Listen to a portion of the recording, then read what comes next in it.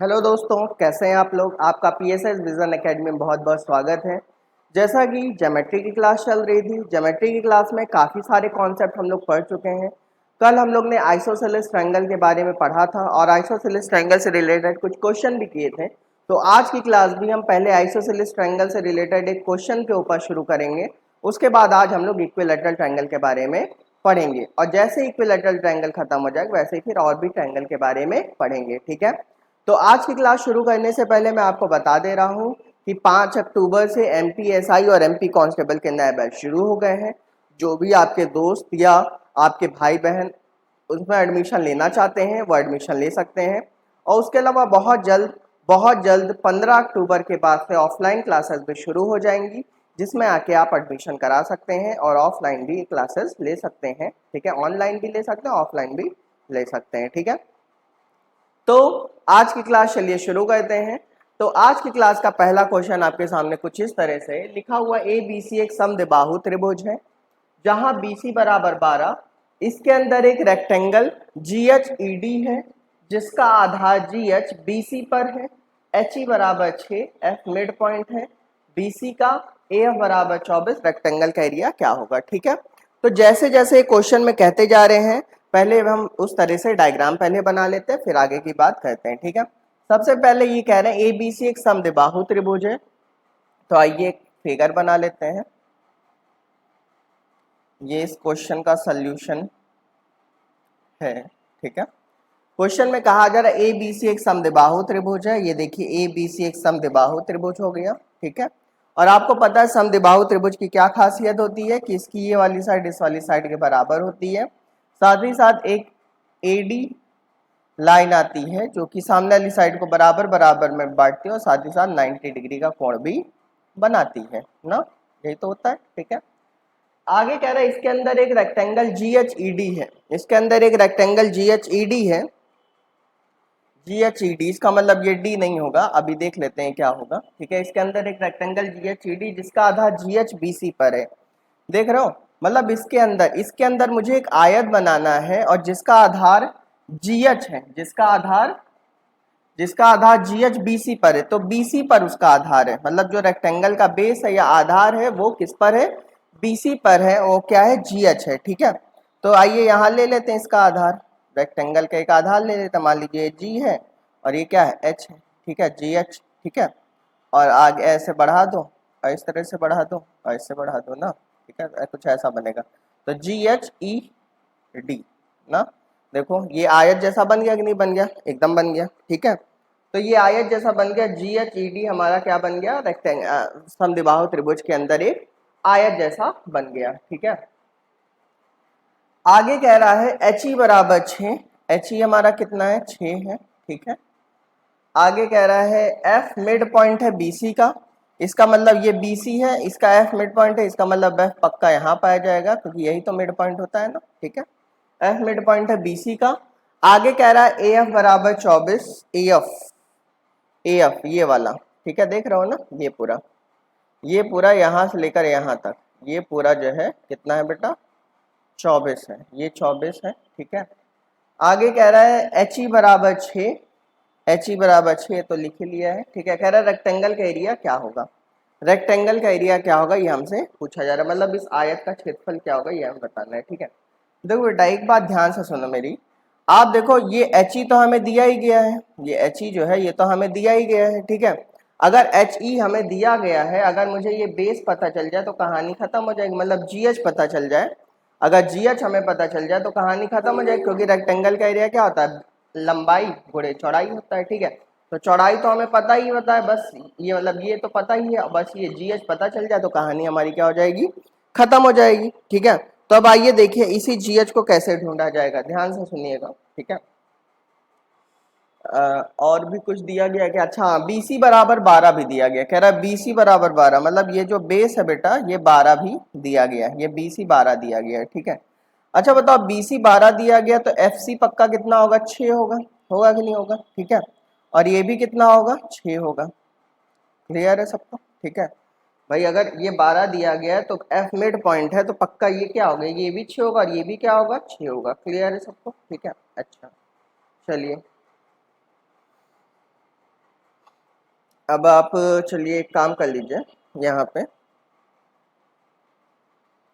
अगर मैं इसमें वो लगा दूं, जैसे ट्रायंगल AFC में, ध्यान से सुनिएगा, त्रिभुज AFC में और त्रिभुज EHC में समरूपता लगा दूं, समरूपता AFC में और EHC में समरूपता लगा दूं। और लगा भी सकता हूं, क्यों? क्योंकि देखो AFC में ये वाला एंगल भी 90 बना रहा है, EHC में ये वाला भी कितना बना रहा है, 90 बना है, क्योंकि आयत की भुजाएं कितना बनाती है, 90 डिग्री बनाती है ना, और ये एंगल सी दोनों में क्या है, कॉमन है। ठीक है, अगर लगा दूं तो उससे क्या होगा कि AF का किसके साथ रेशियो, AF का EH के साथ रेशियो, AF का EH के साथ रेशियो ना, और FC का HC के साथ रेशियो आपस में क्या होगा, बराबर होगा कि नहीं होगा। ठीक है, तो बताओ AF कितना है बेटा, 24 है ना, AF कितना है, 24 है। क्लियर है, यहाँ पे मैं लिख दे रहा हूँ, यहाँ पे लिख दिया जाए, इधर लिख देता हूँ। देखो AF कितना है, 24 है ना, FC कितना है, 6 है, सॉरी EH कितना है, 6 है, AF है 24, EH कितना है, 6 है ना। उसके अलावा FC कितना है, FC भी 6 है हमारा। ठीक है, और HC हम निकाल लेते हैं, HC निकाल लेते हैं। ठीक है, तो 6 चौक 24 और HC बराबर आ जाएगा 6/4, मतलब 3/2, बोले तो 1.5। ठीक है, तो HC हमारा कितना आ गया बेटा, 1.5 आ गया कि नहीं आ गया, बोलो। ठीक है, SC 1.5 आ गया। ठीक है, अगर SC 1.5 आ गया तो गारंटी है BG भी हमारा कितना होगा, 1.5 होगा। क्लियर है, अब आप बताओ, ये पूरी लंबाई 12 है, 12 में से 1.5 ही हो गया, 1.5 ही हो गया, तो 1.5 हो गया 3, तो 12 में से 3 निकाल दो, ये कितना बचा, 9 बचा कि नहीं बचा। क्लियर है भाई, टोटल लंबाई 12 थी, 12 में से 1.5 3 निकाल दिया, तो 12 में से 3 निकाल दिया, कितना बचा, 9, तो ये 9 हो गया। ठीक है, क्वेश्चन खत्म हो गया ना। रेक्टेंगल का एरिया आपको निकालना था, तो रेक्टेंगल का एरिया क्या होता है, लंबाई गुणे चौड़ाई। तो आप बताओ लंबाई कितनी है, लंबाई है कितनी बेटा, 9 है, और चौड़ाई कितनी, 6, तो 9 गुणे 6 कर लो, कितना आ गया, 54। तो यही इस क्वेश्चन का क्या है, आंसर है। क्लियर है, तो फाइनली इस क्वेश्चन का आंसर क्या आ गया, 54 आ गया। क्लियर है, फिर से मैं एक बार आपको समझा दे रहा हूँ।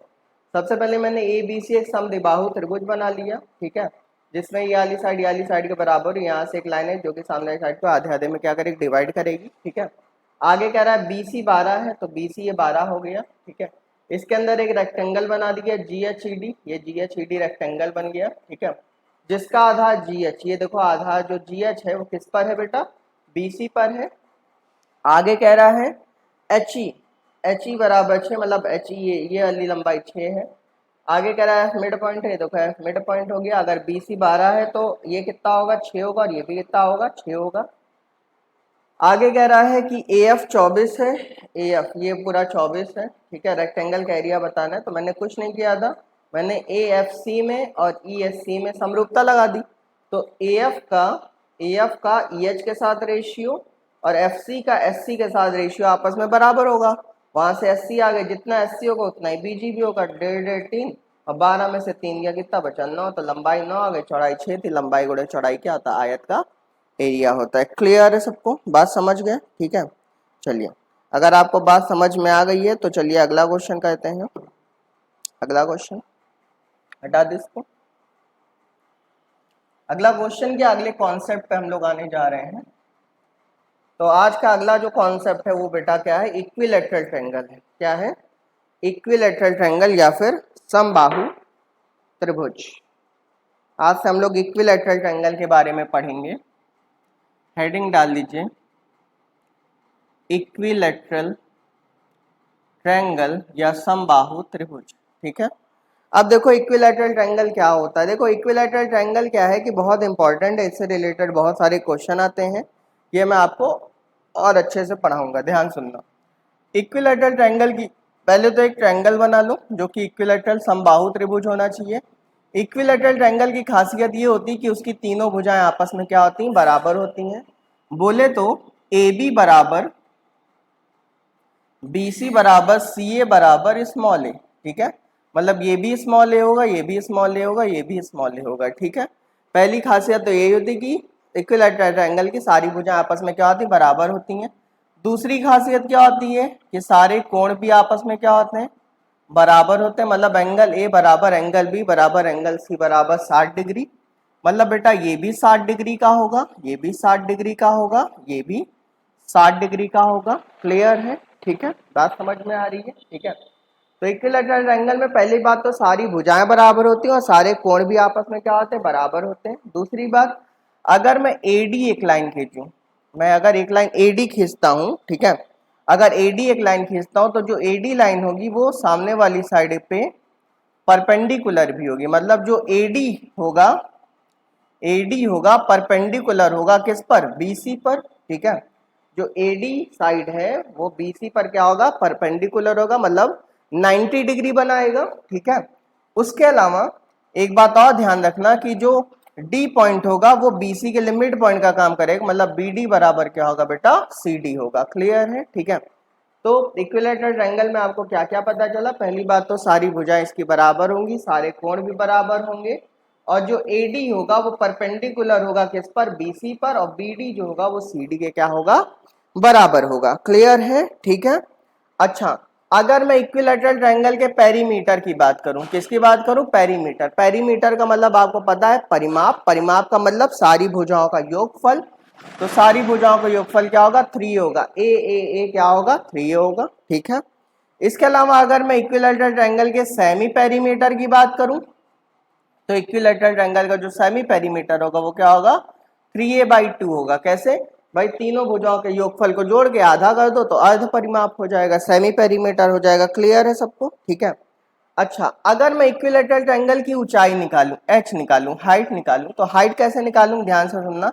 अभी मैंने कहा था जो डी पॉइंट होता है वो बीसी को आधे आधे में बांटता है, इसका मतलब ये भी a/2 होगा और ये भी कितना होगा, a/2, क्योंकि पूरा a है ना, ठीक है।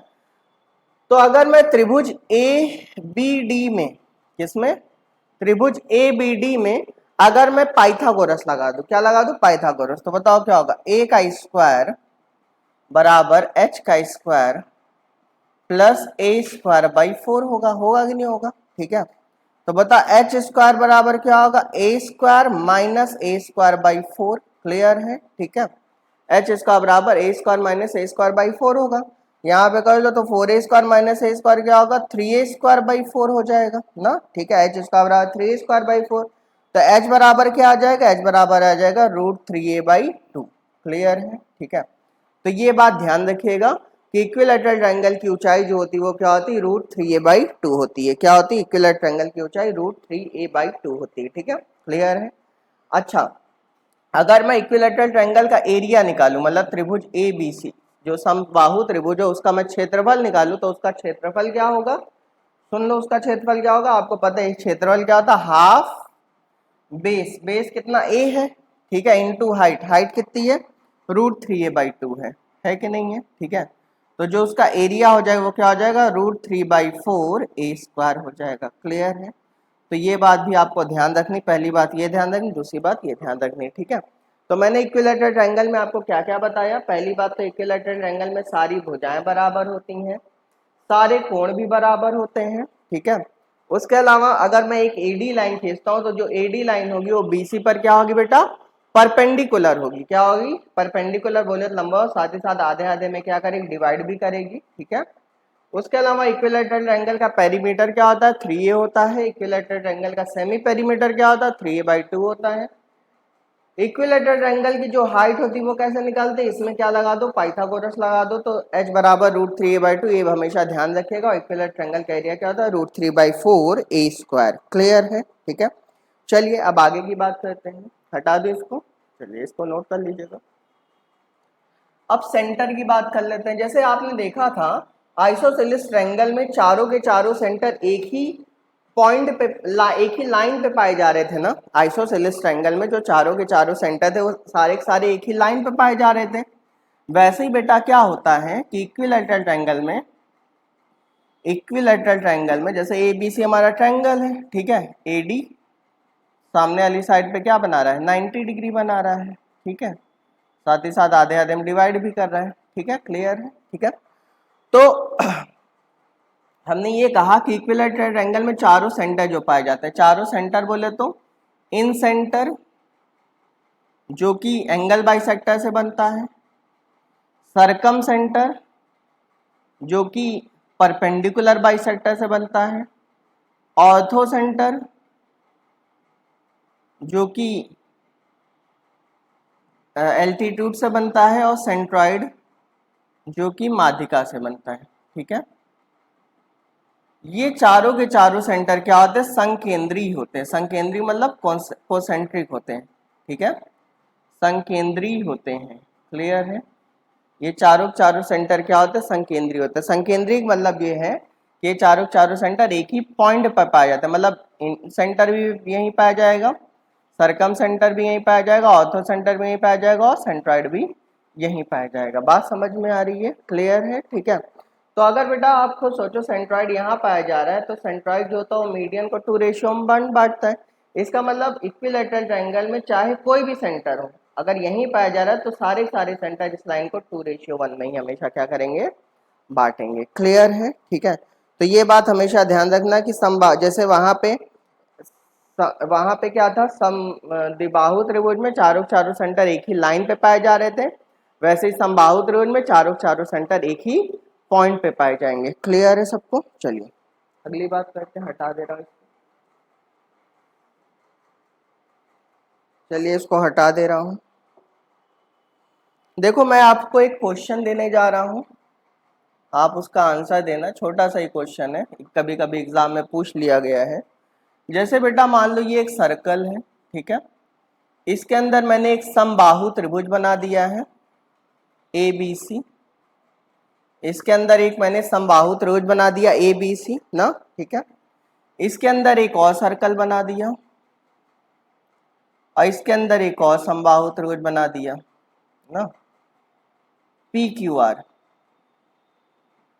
एक सर्कल है उसके अंदर समबाहु त्रिभुज है, फिर एक सर्कल है उसके अंदर एक और समबाहु त्रिभुज है। ठीक है, तो आपसे पूछा क्या जाता है जानते हो, आपसे पूछा जाता है कि त्रिभुज PQR का त्रिभुज ABC के साथ क्षेत्रफल का अनुपात क्या होगा, एरिया का रेशियो क्या होगा। ठीक है, त्रिभुज PQR का त्रिभुज ABC के साथ क्षेत्रफल का अनुपात क्या होगा। ठीक है, अच्छा बेटा मेरी बात सुनो, एक बात मैं आपसे पूछ रहा हूँ, बताना। ठीक है, जैसे आप देख रहे हो ये डस्टर है, मान लो इसकी लंबाई 10 है, चौड़ाई 4 है, बताओ एरिया क्या होगा, 10 गुणे 4 बोले तो 40 होगा कि नहीं होगा। क्लियर है सबको। ठीक है, नहीं समझ में बात आई,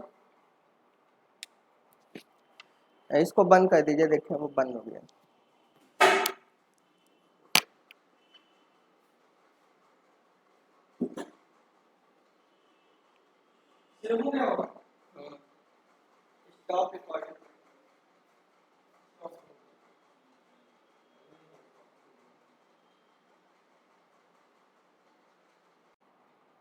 हाँ तो बेटा मैं ये कह रहा था आपसे, कैसे मान लीजिए हमारा डस्टर है, मान लीजिए इसकी लंबाई 10 है और चौड़ाई 4 है, तो बताओ इसका एरिया क्या होगा, 10 गुणे 4 बोले तो क्या होगा, 40 होगा ना। ठीक है, अगर मान लीजिए मैं इस डस्टर को ऐसे घुमा दूं तब भी तो बेटा एरिया 40 ही होगा, अगर ऐसे घुमा दूं तब भी एरिया क्या होगा, 10 गुणे 40। भाई चाहे जिस शेप में भी घुमा दो उसका एरिया तो 40 ही होगा ना।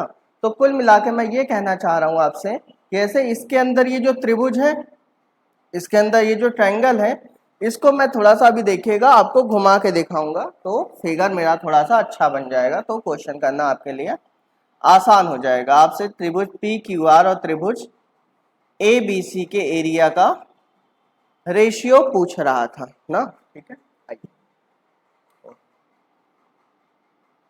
इसको मिटाने की जरूरत नहीं है, चलिए यहाँ बना लेते हैं। तो मैंने एक सर्कल बनाया, उसके अंदर एक इक्विलैटरल ट्रायंगल बना दिया ना, इस ट्रायंगल का नाम क्या, ABC।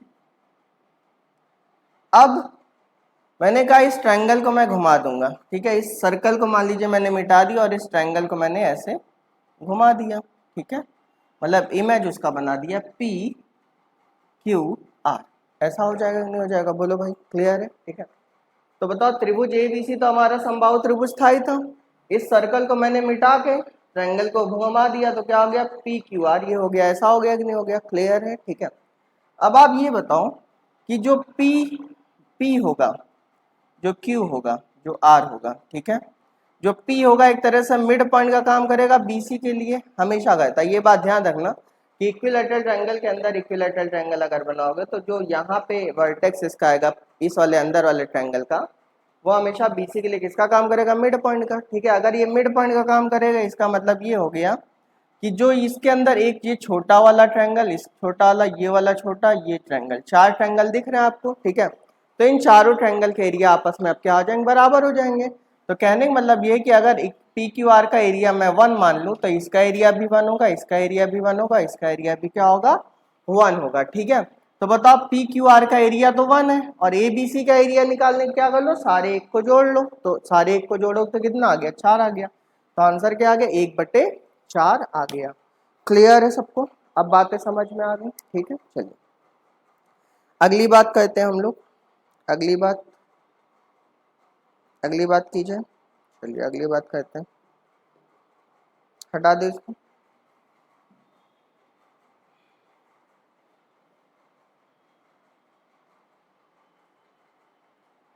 अगला क्वेश्चन आपके सामने कुछ इस तरह से है, लिखा हुआ है, यदि क्वेश्चन नंबर 2, यदि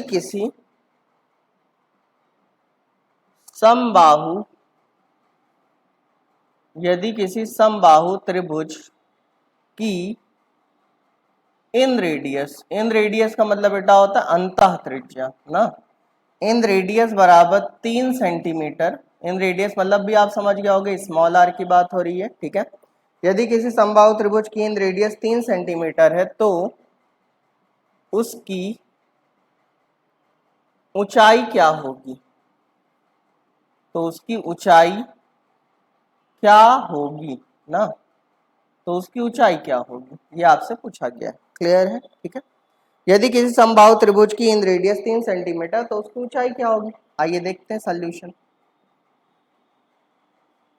जैसे सबसे पहले एक समबाहु त्रिभुज बना लो ए बी सी ना, और ये लाइन एक एडी आ गई और यहीं पे पक्का इन सेंटर, क्योंकि इन सेंटर पे तो इन रेडियस पाई जाती है ना, तो जो इन रेडियस का है इसका मतलब ये वाली लंबाई वो 3 दिया गया है, ये 3 दिया है, ठीक है। अगर मैं आप लोग से ये क्वेश्चन करने के लिए कहूँ तो आप लोग क्या कहते हो कि पहले यहाँ पे आर का फॉर्मूला लगाओगे, दुनिया भर का पंचायत करोगे, ठीक है। मतलब कि क्वेश्चन थोड़ा सा आप लोग डिफिकल्ट बना देते हो। पहले h बराबर √3a/2 लगाओगे, है ना, √3a/2, क्योंकि ऊंचाई क्या होती है भाई, इक्विलैटरल ट्रायंगल की जो ऊंचाई होती है क्या आती है, √3a/2, अभी अभी मैंने निकलवाई थी ना। तो फिर पहले आप लोग साइड निकालोगे, मतलब साइड निकालो, जब साइड निकालनी यहाँ रखो तभी तो h आ पाएगा ना, ठीक है। तो वो सब काम करने की जरूरत नहीं है। मैंने अभी अभी आपको इक्विलैटरल ट्रायंगल की एक खासियत बताई थी, क्या खासियत बताई थी जरा सुनना। मैंने क्या आपको ये नहीं बताया था कि इक्विलैटरल ट्रायंगल में यहीं पे इन सेंटर पाया जाता है, यहीं पे सेंट्रॉइड पाया जाता है, यहीं पे सरकम सेंटर पाया जाता है और यहीं पे ऑर्थो सेंटर पाया जाता है। पाया जाता है कि नहीं पाया जाता है, बिल्कुल पाया जाता है। अब यही बताया संकेंद्री होते हैं ना।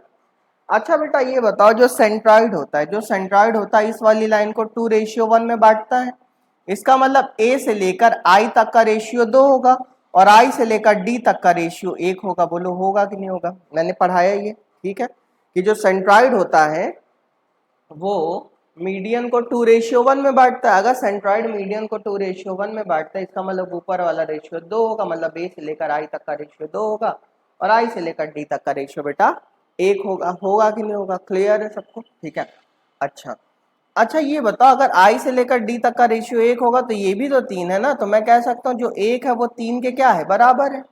अगर 1 3 के बराबर है तो 2 किसके बराबर होगा, 2 भाई 6 के बराबर होगा, नहीं होगा भाई, 1 रेशियो 3 के बराबर है तो 2 रेशियो 6 के बराबर हो जाएगा, ठीक है। क्वेश्चन खत्म हो गया है, ठीक है। इक्विलैटरल ट्रायंगल की हाइट कितनी आ गई, ये 6 है, ये 3 है, 6 3 9 सेंटीमीटर आ गई। बताओ कितना आसान हो गया क्वेश्चन, ठीक है। नहीं तो आप लोग फिर दुनिया भर के इसमें क्या लगाते हो, फॉर्मूले लगाते हो। फॉर्मूले लगाने की जरूरत नहीं है, आपको सीधे इस तरह से सॉल्व कर लेना है। क्लियर है सबको, समझ गए, ठीक है। हटा दो। चलिए अब मैं आपको इक्विलैटरल ट्रायंगल की इन रेडियस सरकम रेडियस क्या क्या होती है मैं आपको बताने जा रहा हूँ। सुनो, एक तरह से कॉन्सेप्ट डाल लेना, कॉन्सेप्ट करके लिख लेना, ठीक है। जैसे ये हमारा क्या है बेटा, एक समबाहु त्रिभुज है, ए बी सी हमारा क्या है, समबाहु त्रिभुज है ना, ठीक है। ए बी सी हमारा एक समबाहु त्रिभुज है, सबकी साइड स्मॉल ए है, ठीक है, सबकी साइड भाई, क्योंकि समबाहु त्रिभुज की सारी भुजाएं आपस में क्या होती है, बराबर होती हैं। सबसे पहले मैं इसकी इन रेडियस निकालना आपको बताने जा रहा हूँ। इन रेडियस बोले तो स्मॉल आर। आपको पता है स्मॉल आर का फॉर्मूला क्या होता है, डेल्टा अपॉन एस होता है कि नहीं होता है, ठीक है। अगर डेल्टा अपॉन एस होता है तो मैं डेल्टा की जगह क्या रख सकता हूँ, √3/4 ए स्क्वायर, क्योंकि इक्विलैटरल ट्रायंगल का एरिया क्या होता है, यही तो होता है ना। और एस की जगह क्या रख सकता हूँ, 3a/2, क्योंकि एस क्या होता है, हाफ पेरीमीटर, नहीं तो ए से ए कैंसिल आउट हो गया ना। इसको पलट लो तो क्या होगा, 2√3a डिवाइडेड बाई 4 × 3 होगा बोलो भाई, ठीक है। तो 2 दूना 4 हो गया, तो आर बराबर क्या हो गया, ए अपॉन, ये √3 भी कैंसिल आउट हो जाएगा, तो यहाँ क्या बचेगा, केवल a/2√3 बचेगा, ठीक है। तो ये बात ध्यान रखना कि इक्विलैटरल ट्रायंगल की जो इन रेडियस होती है वो क्या होती है, a/2√3 होती है। क्लियर है सबको, ठीक है। अच्छा, अब मैं सरकम रेडियस निकालने जा रहा हूँ। आपको पता है सरकम रेडियस का फॉर्मूला क्या होता है, ABC/4 डेल्टा होता है कि नहीं होता है, ठीक है। अगर सरकम रेडियस फॉर्मूला ABC/4 डेल्टा होता है तो आपको पता है इक्विलैटरल ट्रायंगल की सारी भुजाएं तो सेम ही होती हैं। अगर सेम होती तो ABC सब जगह ए रख दो, तो ए इंटू क्या हो जाएगा, a³ हो जाएगा, डिवाइडेड बाई 4 इंटू डेल्टा क्या होता है, 3√3/4 ए स्क्वायर होता है ना। 4 से 4 कट गया, ये कटा ना, तो क्या आ गया, a/√3 आ गया। क्लियर है, ठीक है। तो ये बात भी ध्यान रखना कि इक्विलैटरल ट्रायंगल की जो सरकम रेडियस होती है वो क्या होती है, a/√3 होती है। क्लियर है सबको, a/√3 समझ गए ना। इक्विलैटरल ट्रायंगल की जो इन रेडियस होती है वो a/2√3 होती है, और सरकम रेडियस क्या होती है, a/√3 होती है। यहाँ तक बात समझ में आ गई, ठीक है। अगर ये समझ में आ गया तो इसको नोट कर लीजिए, तो मैं फिर आगे की बात करूंगा आपसे। अगर मान लीजिए इक्विलैटरल ट्रायंगल की मुझे एक्स रेडियस निकालनी है, क्या निकालनी है बेटा, एक्स रेडियस निकालनी है। एक्स रेडियस मतलब बाह्य त्रिज्या निकालनी, बताया था ना उसका फॉर्मूला, क्या बताया था, R1 = delta upon S minus से, बताया था। तो डेल्टा की जगह तो वही हो जाएगा, √3/4 ए स्क्वायर, एस की जगह क्या होगा, 3a/2 और माइनस से ना, तो √3/4 ए स्क्वायर तो है ही है, और 3a/2 में से ए गया, कितना बचा, a/2 बचा, ठीक है। ए से ए कैंसिल आउट हो गया, तो R1 बराबर क्या आ गया, √3 into A into 2 divided by क्या, 4 ना, तो 2 दूना 4, तो क्या आ गया, √3a/2 आ गया। क्लियर है, ठीक है। तो इक्विलैटरल ट्रायंगल की जो एक्स रेडियस होती है वो √3a/2 होती है। तो यहाँ से आपको ये पता चल गया, क्या पता चल गया, सुनो, कि इक्विलैटरल ट्रायंगल की जो एक्स रेडियस होती है वो इक्विलैटरल ट्रायंगल की हाइट के क्या होती है, बराबर होती है। इक्विलैटरल ट्रायंगल की जो एक्स रेडियस होती है वो भाई हाइट भी तो इक्विलैटरल ट्रायंगल की √3a/2 होती है ना। तो इक्विलैटरल ट्रायंगल की इन रेडियस इक्विलैटरल ट्रायंगल की हाइट की क्या होती है, बराबर होती है। क्लियर है सबको, बात समझ में आ गई, ठीक है। चलिए अगली बात करते हैं। तो ये तीनों फॉर्मूले आपको याद रखने, इन रेडियस क्या होती है, a/2√3, सरकम रेडियस क्या होती है, a/√3, एक्स रेडियस क्या होती है, √3a/2, ठीक है। अब सुनो, inradius, circumradius, exradius का कभी कभी रेशियो भी पूछ लेता है, ठीक है। आपको पता है इन रेडियस का फॉर्मूला क्या होता है, a/2√3, सरकम रेडियस फॉर्मूला क्या होता है, a/√3, और एक्स रेडियस का फॉर्मूला क्या होता है, √3a/2 होता है, अभी यही बताया था। सब में से जो कॉमन है काट दो, तो ए सब में से कट गया ना, 2√3 का एलसीएम लोग तो 2√3 आएगा, तो ऊपर सबकी जगह 2√3 से क्या कर लो, मल्टीप्लाई कर लो, 2√3/2√3, 2√3/√3, √3 इंटू 2√3/2 ना, सब जगह, क्योंकि मुझे नीचे से अब हटाना है, ठीक है। तो ये कटा तो क्या आ गया, 1 आ गया, ये कटा तो क्या आ गया, 2 आ गया, और ये गड्ढा तो क्या आ गया, 3 आ गया। तो कुल मिलाकर मैं ये कहना चाह रहा हूँ कि इक्विलैटरल ट्रायंगल की इन रेडियस, सरकम रेडियस और एक्स रेडियस का रेशियो क्या होता है, 1:2:3। ये काफ़ी बार पूछा भी गया है आपसे। समझ गए ना, क्लियर है सबको, ठीक है। चलिए, तो ये सारी छोटी छोटी जो बातें वो आपको ध्यान रखनी है, जिससे कि चीज़ें आपके लिए आसान होती जाएंगी, ठीक है।